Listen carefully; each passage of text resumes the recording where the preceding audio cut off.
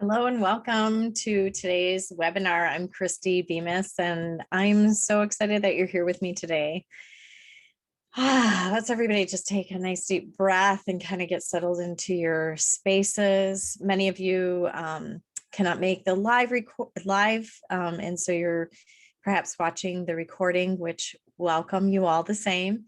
Life is busy, right? And our time is one of our greatest commodities. I always say our time and our money and our energy are our three greatest commodities as women. So how you spend your time and who you spend your time with, choose wisely. And that's why I'm so grateful that you're here with me today and taking some time and part of your energy to join me today for this free webinar on boundaries. I'm going to do a screen share when I get, yep, I know this. And we'll just get started in our webinar today. So even if, let's see, presentation mode. Awesome. Great.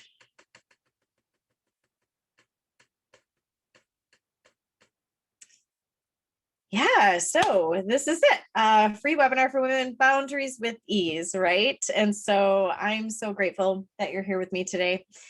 We are going to spend about 30 to 40 minutes. I like these little webinars to be kind of nuggets of bite-sized chunks of things that you can use and take away right away.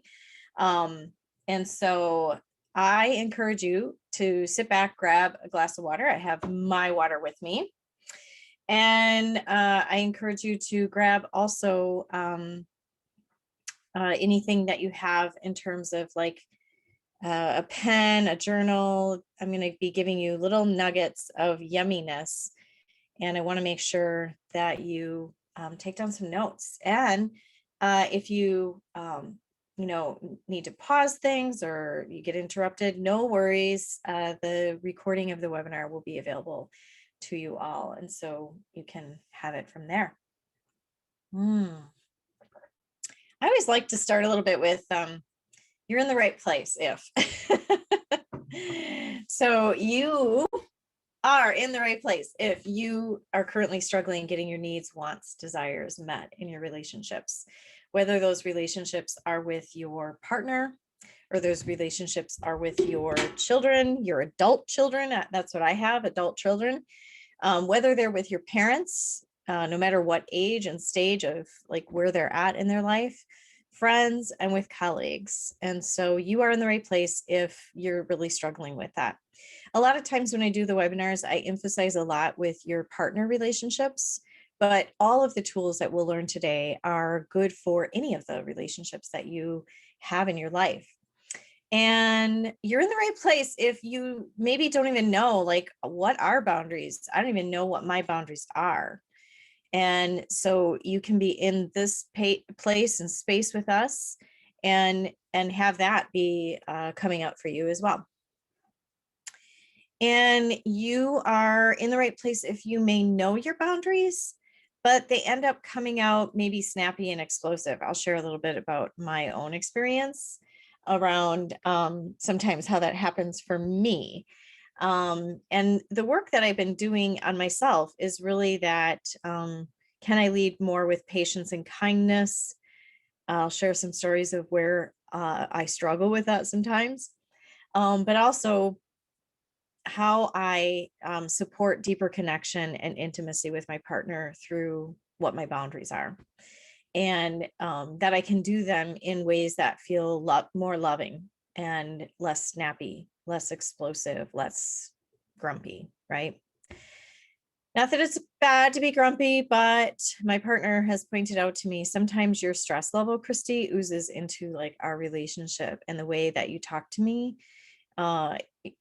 needs to be like, check yourself kind of thing. So I'll share some stories around that. You are in the right place if regularly you find in your relationship that you're feeling growing resentment or feeling a sense of obligation or even anger in your relationships, right? And you're in the right place if maybe you have voiced your boundaries, but they have the tendency to go unheard, or you have to keep promoting them over and over again. You have to keep expressing them over and over again. And we'll talk a little bit about that. We're not going to dive really deep into how to set consequences and things with other people in your life that you love, but we're really going to touch on like how to set the boundaries with people, and even people that we really that are, in healthy relationship with, sometimes struggle with our boundaries. And so,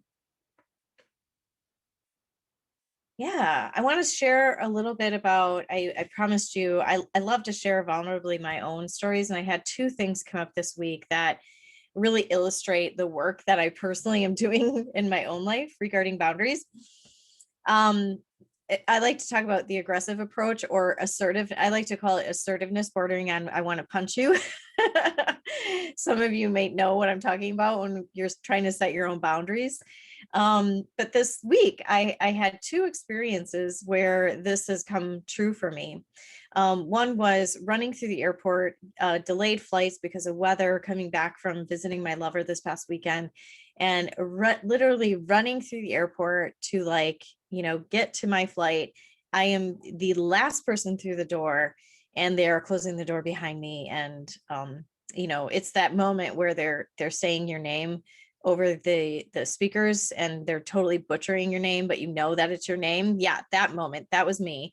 And as I get into the plane, there's very little overhead, left, and I found one near my seat.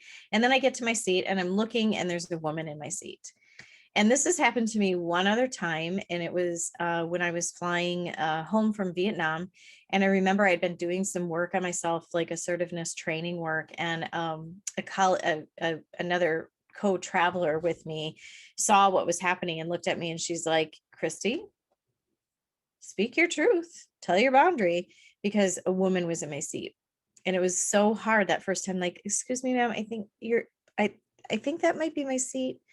And she's like, "No, not your seat." And this is like 2010, right? Now, fast forward to 2022. I'm sweaty, I'm disheveled, and I just want to get home on this like 50-minute, less than an hour flight from Detroit to Madison, Wisconsin. And the woman refused to move, just refused when I got there. And I'm like, and I wasn't as timid. I was very direct. I was like confident, but not aggressive. And I said, "Excuse me, that's 27E, and my ticket says 27E." And she just pointed to the aisle seat and said, "Sit there." And I could just sit there and reduce conflict, right? But really, I always choose window seat. It's my favorite seat to fly in. I don't care where the window is. It's my favorite seat to fly in. I can sleep. I can rest, scooch up against the window and rest. It's not about seeing out the window. It's about comfort for the flight. And so I said, "Actually, no, I do not want to sit in the aisle. So if you could please move back to the seat you're assigned." And she said, "You have Miss Attitude, don't you? We've all had tough days, you know?" And so she just kept going.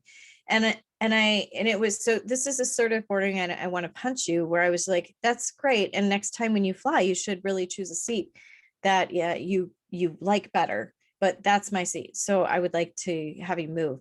And the stewardess was just kind of shrugging her elbows, like, or her shoulders, like, "Yeah, not going to help me, not going to support me," and not get into it with this woman who is clearly going to be going into the aggressive. And so I just was really assertive, and probably bordering on aggressive. But sometimes people in our life, like, we need to do that. Can you relate to that? Like, it's hard to come from a loving place and be like, you know, "Bless your heart, please move," and so why I'm telling you this story is sometimes in lovership, and sometimes in my family with people that I love, I use this assertive, bordering on aggressive approach too soon. I use it first versus like last. And so it's something I'm really working on. This particular woman that's sitting in my window seat, I don't need to be in relationship with her. So, and she clearly is coming at me with aggression. And so sometimes our assertiveness really needs to be strong and confident. And I think women get told that they're being a bitch around this. So can you relate to that? Like, have you ever been called that by somebody, right? And sometimes, that can be their opinion, but it's not the fact. I think strong women that have a very grounded, strong presence get labeled that way too quick. And that's definitely where I was coming from that evening, because I was tired. My nervous system was amped up from the run through the airport. And this woman lacked in any kind of compassion or anything for me. And so we need to be really strong in our boundary sometimes. Today, we're going to talk about how with our family, we can be strong and confident, but come from a really place of loving, because we want to be in deeper intimacy and connection with them. Another situation happened where an email came through that was really blasting on me, like really calling me out on inappropriate things this past week, calling me out from a place of like stories, not from a place of truth. Like the things that were being said in there, I was like, that is not an accurate representation of the experience that I had. And so I met that with, I don't want these kinds of emails anymore. It's very disruptive to me. It triggers me. It is, I don't even think very like appropriate in the business relationship we have with each other. So the very strong boundary with this particular experience was, like, enough. If you need to connect with me, don't do it through emails like this anymore, please. So the ask is there. So sometimes what I'm expressing to you is sometimes we do need to be very strong in the boundaries that we're choosing and how we're choosing to say them. So I'm an assertive person with my family until I'm not. Sometimes I'm in the yellow range or the red range of emotions. If you watched my webinar around emotional regulation plans, you'll know what I'm talking about here with this language around sometimes we just really need to be strong in our presence. And I permission you to do that when that needs to happen. So let's talk a little bit about who I am. Welcome. I'm Christy Bemis. I'm an author. I'm a speaker. I also, for my 50th birthday, a year and a half ago, published the wisdom cards that you can see on the bottom of your screen. I like to have my cake and eat it too. And I really like to support women, especially women in your midlife. Doesn't matter if you're watching this in your midlife or not, but I really love to support women in their midlife who are really wanting to reignite to their passion, their pleasure. And the curious thing about where like emotional literacy, my course Emotional Literacy, can take you is that it can deepen your ability to communicate and get what you want and what you desire in life. So everything I produce, everything I create, every course, every webinar, everything I talk about, even if it's on boundaries, which doesn't sound super sexy, is actually incredibly sexy to have good boundaries. And we'll talk a little bit about why I think boundaries are so sexy. So I do a lot of things in life that I enjoy. And like I said, I have 2 adult children who are 26 and 19 now. And I love being in boundaried relationship with them. So what are boundaries? And I think this is a really great question, because some people are like, how do you identify your boundaries? I don't even know. And here's what they are. They're your rules, they're your principles, they're your guidelines on how you want to be treated, how you want to be approached, how you want other people to show up and love you and care for you. They're limits generally in your life based on your experiences, based on your past, based on where you are at currently, presently. And here's the thing about them that I want to really relay and lay out for you. They don't have to make sense. You don't have to like explain them. They just are. They can just be. So I didn't need to get into an explanation with this woman in 27E in my window seat and say, well, the reason is I really like to lean back. It's more comfortable. It just was. It just was. That is my seat. That is the seat I paid for. Please move back to the seat you did. And that's it. I don't have to get into a long explanation. Sometimes with people that were in lovership, we do need to detail things a little bit for them initially. A boundary for me, my partner recently traveled for 2 weeks, and a boundary for me was, I just want you to text me in the morning. I know that you're over in Portugal and that it's 3 a.m, but I look forward to waking up and seeing that text message from you when you're in the States. I look forward to waking up and seeing that text message from you, even if it was like 6 hours ago that you sent it. And now I'm just currently getting it and waking up. It makes me feel loved and cared for. And so we can give explanations to those that we love about why it feels loved and cared for us. Another example, I was working with a client this week and she was setting a boundary for herself if she wanted her partner, who was out on the road all the time, doing construction work, especially in the summer. And she wanted just a good night text from him because she was starting to feel really disconnected when he was gone for a week at a time, even though he was tired, like, please text me. And he kind of butted up against her. And he was like, why is that important? Like, we've been together for, 3 years and you've never needed that.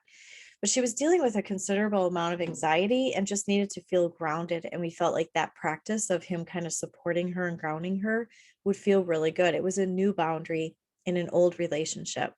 And so what she had to then further do for him is say, as a kid growing up, I was really encouraged to be incredibly independent, to the point where I didn't want to be one of those women that were high maintenance.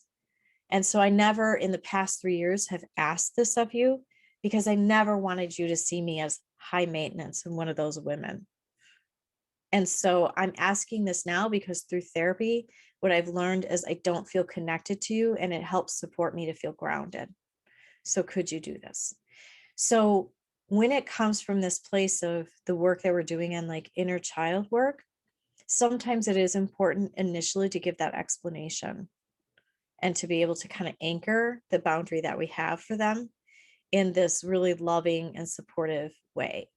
And so I want you to think about, as your boundaries, as you start doing this work for yourself, I want you to start thinking about, is there a story there for me about why that's a boundary, why that might be a limit for me, or why it might be how I feel most loved. And that's okay. That is perfectly acceptable. So like I said, boundaries don't necessarily need to make sense. They don't need to be always explained, and they just are. And they just are giving you permission to just have your boundaries. I like to think of boundaries this way. You know how clothes have the handle with care instructions on them? Don't put it in the hot water, air dry, don't use an iron, like all of those care instructions. And we know very clearly how to wash that sweater, how to take care of that particular piece of clothing. And I like to think of boundaries like that as well. They are our handle with care instructions, and they let people know how to love us better. I have particular boundaries in my friendships with women, my handle with care instructions, and they sound a little bit like this. My relationships need to be bi-directional if you're in my innermost circle of trust. I have a lot of different circles. I have 5 circles of trust, and I work with women in my therapy practice, as well as in my coaching practice as a sex educator and relationship coach, around the circles of trust and how to develop greater discernment of who gets in. But those in my innermost circle know that to be in relationship with me, relationships need to be bi-directional. What that means is, I don't want to take up way too much space talking about my problems, and I don't want you to take up all the space talking about your problems. Let's exchange space. So you talk for 15 minutes, I talk for 15 minutes, and we support each other. And it doesn't always mean that during this time, a friend might be going through a more struggle, or I might be going through more struggle. So there's going to be unequalness in that partnership or relationship right now. But generally speaking, those even out throughout time. So if a friend is going through a divorce or a difficult time with their partner, they may be taking up more space right now, but I might have something coming up for me that I want support over later, and I'll take up my space around that too. Bi-directional, meaning I ask you to do something with me, you ask me to do something with you. it's not always me initiating. So the women that make it into my innermost circle, and I only have 3 women that do, and that's okay, are women that do that, reach out, check in with each other, check in with me, ask me to do something, I ask them to do something, is pretty equal in that way. The women that are in the second circle of my trust that don't quite make it into that inner circle are really women that I reach out always. I'm always initiating. I'm always the one like putting forth the effort and the energy. And I love those women and I love being in relationship with them. And help me out here. Like sometime if you want to get in that closer circle, like let's do this. Let's stop dancing around this and let's do this together. And so I will have those conversations with women and say, I really am looking for more of a bi-directional, like close relationship with you. Would you be open to that? Yeah, so those are my friendships. I handle with care instructions for my friendships. I also have a handle with care instructions for my adult children. On Mother's Day, I love to be loved up really, really well. And I want my kids to come over in the morning and make me crepes, strawberries, and whipped cream and mimosas. It is a very specific. Oh, and bananas Foster, because my son is really, really good at making that. It is very specific. It may change over time. You know, they'll partner up and they'll have their own Mother's Day. But right now, the queen is holding court, and you are going to come over and like really pour the love onto me for one day. And it's very specific handle with care Mother's Day instructions that I have for my life. And I have handle with care instructions for my lovership. One of the ones that I talked really deeply with my partner, Joe, recently was about total transparency. He was really in a relationship where there was a lot of ignorance is bliss. What you don't know won't hurt you. And so he is really habituated. How's that? That's a good word.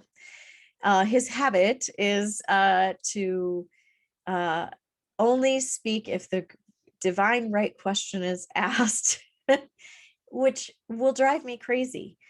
I was in a previous relationship where there was a lot of ignorance is bliss. What you don't know won't hurt you. You didn't ask that specific question, so I didn't answer it, and so it was like lying by omission. You didn't ask what my balance was on my checking account. So the fact that I gave our adult daughter, my stepdaughter, 1,500, like, I'm not sure that was I supposed to tell you that? And it's like, yeah, if it impacts me, like, yes. And so the interesting thing is in my current relationships, I want complete and total transparency, even to the point of something might disappoint me or even hurt me, or something might make me make a decision to not be in further relationship with you. I deserve the right to know and for full transparency on our current like situation and current feelings that you might be having for me, for other people. I want to know so that I can make the best possible decisions for myself. So my handle with care instructions is transparency, proactive transparency. I don't want to chase you for the story. I don't want to chase you for the truth. I want the truth to come forward in the moment that it's coming forward, not a month later, not even 2 days later, but in that moment, I want the truth. That's just me.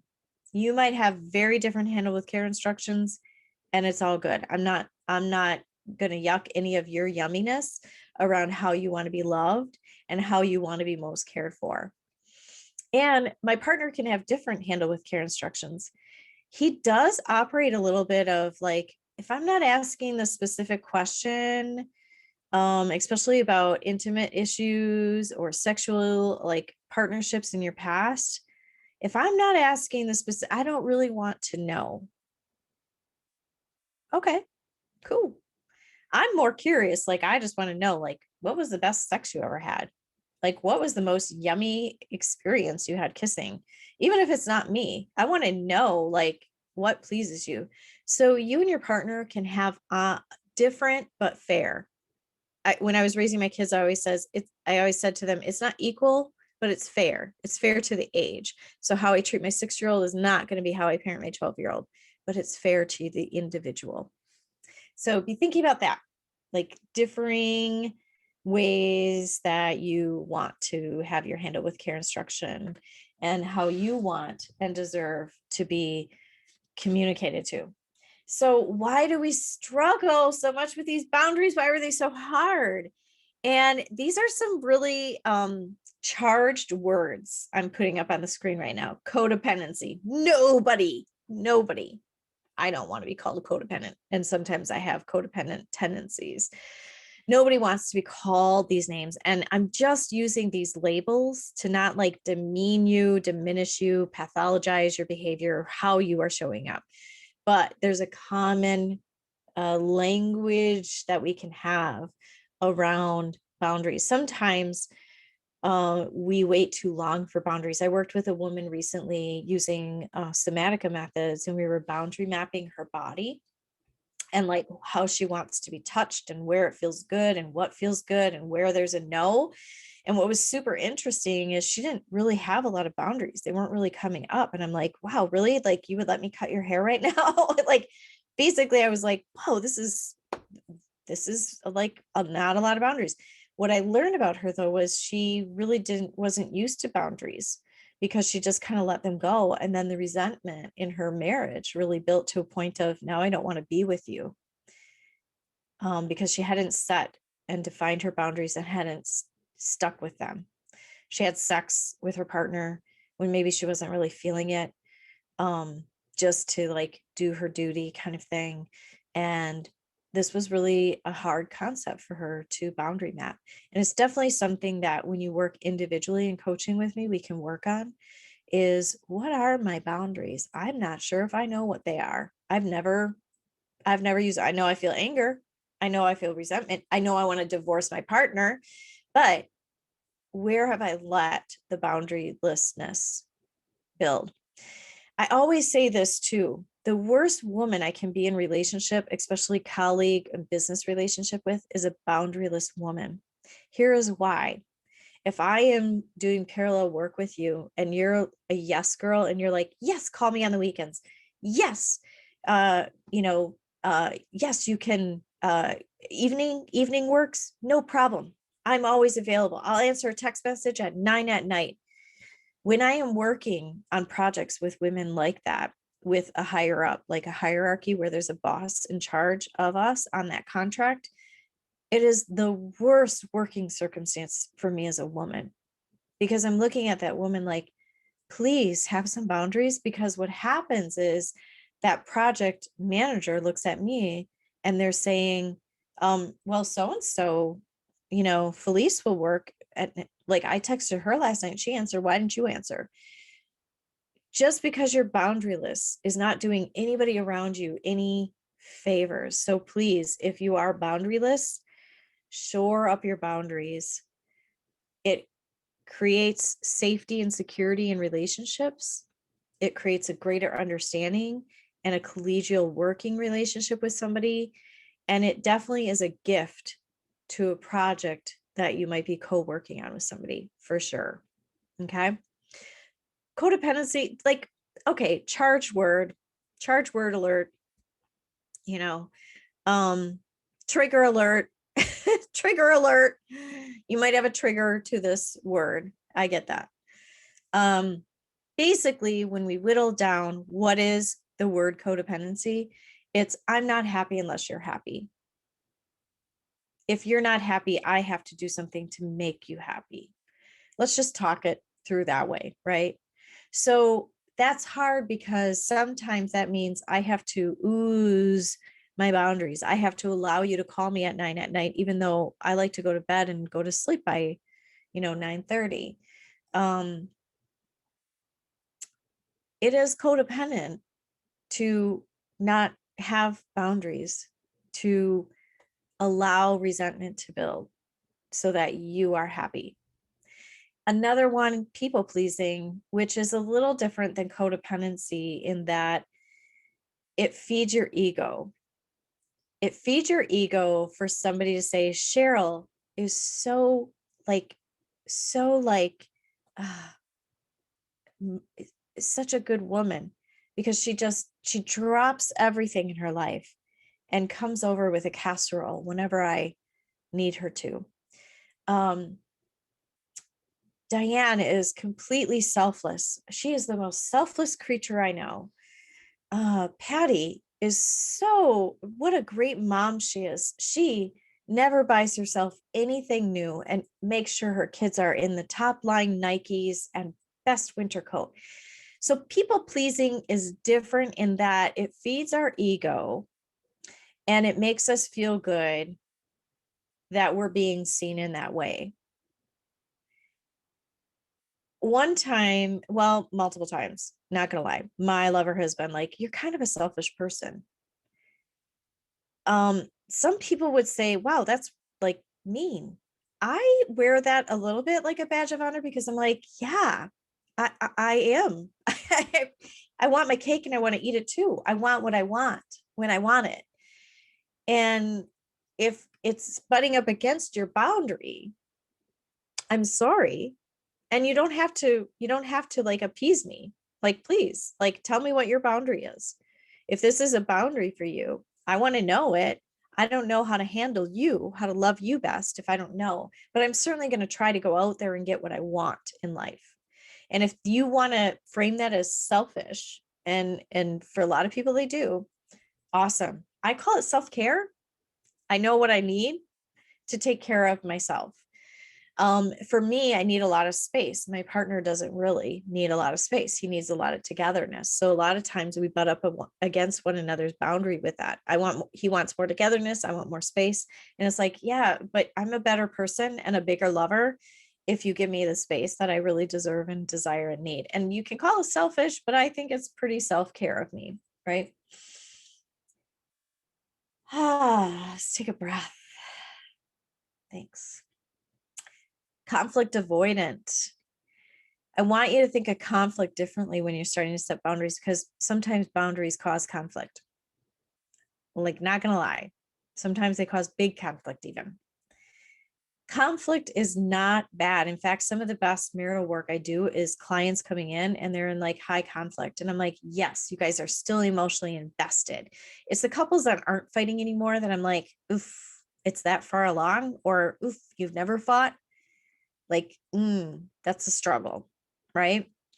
So conflict, if it's done well, and if we handle it well by validating our partner's experience, by leading with empathy and compassion, by being curious, by being deep listeners, those are the keys to good conflict.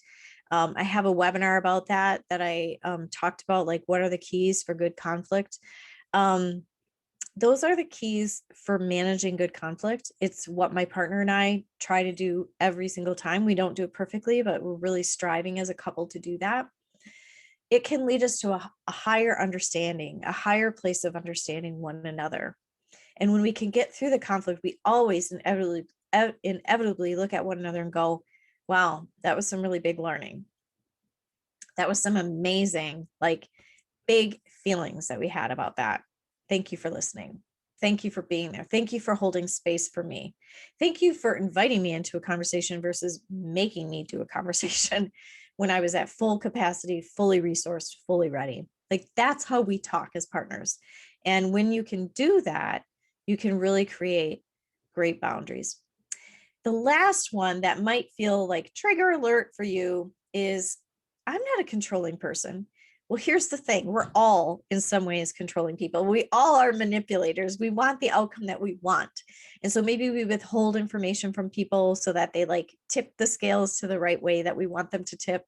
Or maybe we, demand and set ultimatums for our partner. Like, this is your ultimatum because it makes me feel safe. Generally speaking, all control comes from a place of fear.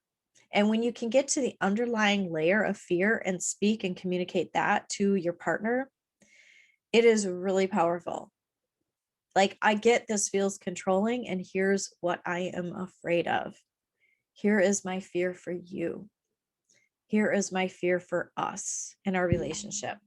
So those are some of the reasons why we might struggle with establishing boundaries. I hope there was something here for you in that.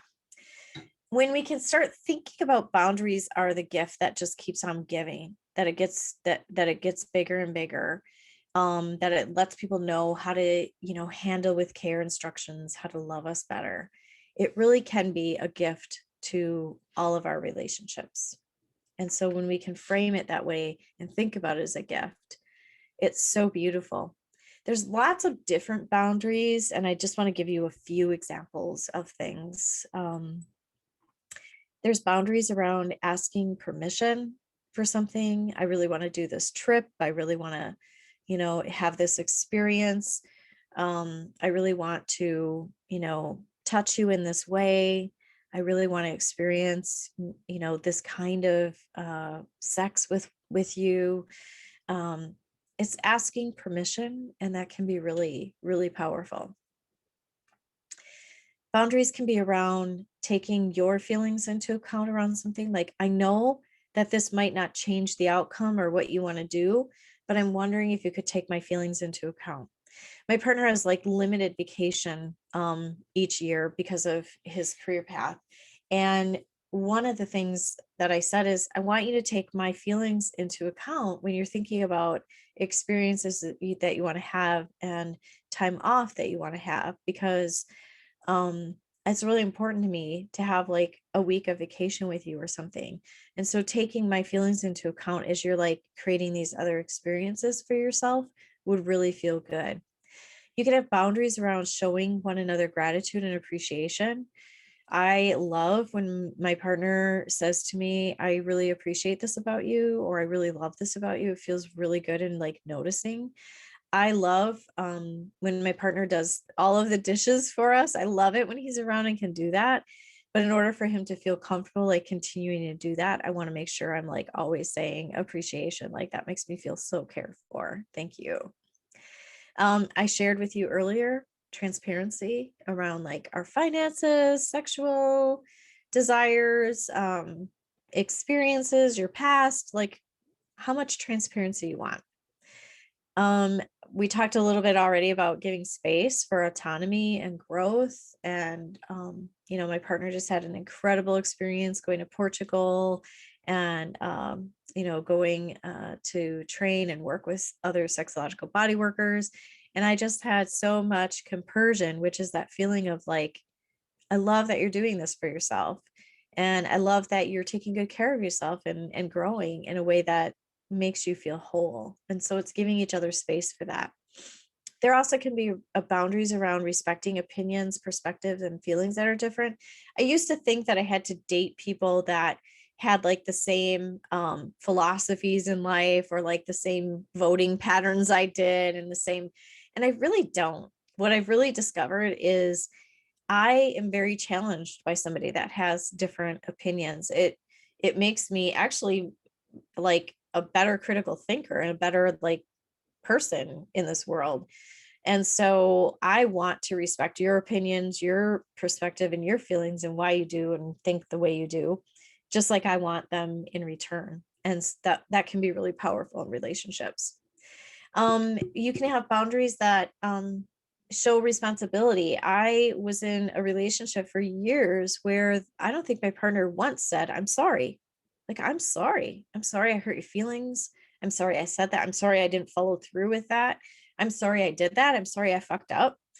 I was in this great session yesterday with a man who walked in. The first thing he did when he sat on my couch, he and his wife are working on like their sex life and trying to get back online and things like that after 30 plus years of marriage. He sat on my couch and he's like, I said, how are you doing? He's like, not great. I fucked up. And I was like, tell me what happened. And he proceeded to tell me, what happened regarding one of his goals and experiences. And it was beautiful, the ownership that he took for himself. I really gave him a lot of deep love and like de-shamifying messages, and said, it's amazing that you are able to not be defensive, that you're able to take ownership. And so it's super important. My partner wants ownership and responsibility taking way more than I do, because of his own experiences in his relationship over the years of like not feeling like the other partner took ownership. And so sometimes that can be a little unequal too, and that's okay. Like he might need more I'm sorry's than what I need. You know, I, I just need changes in action and behavior. And he might need the actual, like, I am really sorry. I'm looking you in the eyes. I'm holding your hands. I'm giving you a hug and I'm sorry. He might need that more. So be thinking about that. Just taking space in general. Like I talked about how I need more space. I think that giving me space is a sixth love language. I'm a very physical affection person. I love sex. I love intimacy. I love touch. I love like snuggling on the couch, but I also love space. When I need space, I need space. Remember that one slide where I said I'm assertive until I'm not? Yeah.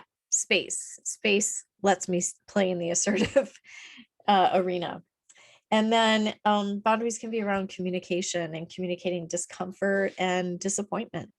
It's hard to feel disappointed. I don't think we train our kids well enough in feeling disappointed and still staying in relationship. Super important. So I want you to think about your own boundaries. A lot of times we know that we have a boundary crossing because we feel resentment, obligation, anger, and even rage. But what can we do to be more proactive versus reactive in our boundaries? I think the key is knowing ourselves and checking in. I do a lot of work around embodiment practices, and I had a webinar previously. If you want access to that, please reach out, around embodiment practices for women. It's also a group that I'm going to be starting this fall. If you want in on that group, like let me know, because I'm going to be doing maybe a 3 to 4 week course around embodiment practices for you. And I think there is a tool for every woman to really know how to drop into her body and check in.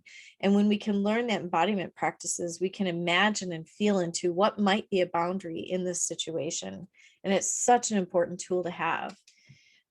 Just doing a time check. We're wrapping up soon. Just FYI, if you're like, this is my lunch and I need to get going, totally get that. I think that boundaries, reactive expression of boundaries can be a communication tool that we can invite our partner in and say, how do you like to be most loved and cared for? How do you like to be touched? How do you want to have sex tonight? Like, let's communicate that. My partner and I regularly talk about, okay, we're having sexy time today. What is your need? Like, what do you want it to feel like? And so boundaries can be such a great communication tool. I could say to my partner, like, I want not just one orgasm, I want like 3 orgasms today. And I can be assured like that's going to happen for you. Great. Awesome. We're like really clear on what the experience should be like. And they can be done assertively and lovingly. Like I mentioned, the woman in the airplane, I didn't necessarily need to be an ongoing relationship with her. I could have been more loving, but man, I was really at my total under-resourced and at capacity self. My nervous system was jacked. So how to be more assertive and loving is make sure your nervous system is calm and that you're back down on baseline. It might mean taking a couple deep breaths and looking at your tone, looking at your timing. Like a boundary during sex is probably really ouch, but a boundary prior to sex or debriefing after sex and saying, I love this piece and I would love more of this as your boundary. And this was great too. Like you're sandwiching that compliment in there. You're taking the one piece of bread is the compliment. The middle part, the meat and cheese is like what I want changed. And the other piece of bread is like on the other side. That's sometimes how we can really be gentle and loving in saying what we want and what we need and what we greatest desire. And I think the last piece I want to share with you as we wrap our time up is why doesn't he or she respect my boundaries? Boundaries, even in the healthiest relationship, have to be reinforced. And sometimes it happens where you're just not at capacity and you let it slide. And then all of a sudden it comes up again and you're like, we really need to address this. I kind of let this piece slide, but I'm needing to like really reinforce this again in our relationship with each other. And it's like, yeah, absolutely. No problem. One of the things I can share with you is like my partner's a non-drinker and I do like to drink. And one of his boundaries has been like, please limit your alcohol around me, or please don't drink at all. So I've really moved into like not drinking at all, because what I was noticing around him, not I drink with, I have a glass of wine with my girlfriends and things like that. But what I was noticing is it was really a trigger for him, and he was having a hard time reinforcing that for himself. Like, and so sometimes it needs to be like 2 or 3 conversations and like, okay, I'm getting it now. I'm really getting it. Like, this is a trigger for you. And in order to love you, this feels great for me too. So awesome. And so even in loving relationships, we have to reinforce our boundaries with one another and speak them again. Now, in relationships where the person is, and this happens a lot with like not following through with requests. I see this all the time with couples where the woman is like, I just want him to do what I asked him to do, to follow through. And it creates a lot of resentment. And I always say to couples, follow through equals trust equals intimacy. And if you can think of it that way, if I say I'm going to pay the taxes on time and I pay the taxes on time, intimacy. If I say that I'm going to pick up the milk on the way home and I'm not going to forget and I follow through, intimacy. If repeated times you're not following through, it often leads to nagging in your relationship, because I'm constantly having to remind you, and parentification, which is not super sexy. So if you find that you're not following through or that your partner is not following through, please connect it to intimacy and how you want to be cared for, because it is. Not following through and resentment is one of the biggest intimacy killers in your relationship. It just is. Couples are coming in and, it's not like they're not dealing with clinical anxiety. They're not dealing with clinical depression. In my somatica coaching, it's not like we're dealing with, anything else.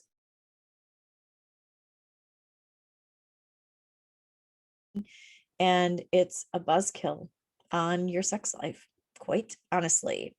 So it leads to deeper connections. It leads to knowing yourself, your needs, your wants, desires, and voicing them, and having a healthy expression of what you feel and why. And so when we can think of boundaries that way, it's just lovely. I'm so glad that you spent some time with me today.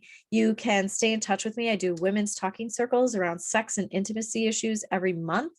And so you just buy into like a year membership with me and you're in the circles once a month. They're great and amazing. I have courses, the Emotionally Literate Woman, and I'm developing courses all the time on my Kajabi platform. Buy a set of wisdom cards. They're super cool to pull like once a day and like really kind of center your thoughts around, what is it that I really need to be focusing on. And follow me on my blog talk radio program, as well as my YouTube channel, Authentic AF. If you're not part of the 5-day challenge, join the 5-day challenge. You just have to sign up for it. It's easy peasy. It's on my website. And as always, when I end a webinar, I invite you to connect with me at www.hotpinkyou.com and sign up for a 30-minute consultation with me. I love connecting with you and hearing your stories, and see how my work can help support you to reignite to your passions, your purpose, and hopefully greater pleasure. Thank you so much for joining me today. I am so glad that we had this time together, and the recording will be in your inbox tomorrow. So have a beautiful rest of your day.